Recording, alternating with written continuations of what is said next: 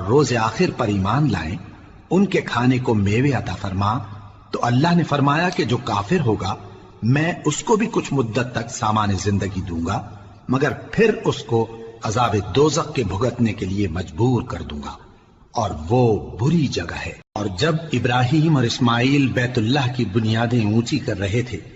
تو دعا کیے جاتے تھے کہ اے ہمارے پروردگار ہم سے یہ خدمت قبول فرما، بے شک تو سننے والا ہے، جاننے والا ہے۔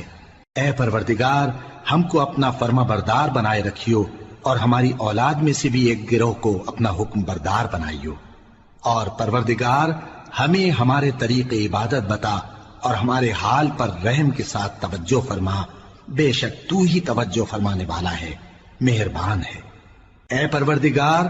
ان لوگوں میں انہی میں سے ایک پیغمبر مبعوث کی جو ان کو تیری آیتیں پڑھ پڑھ کر سنایا کرے، اور کتاب اور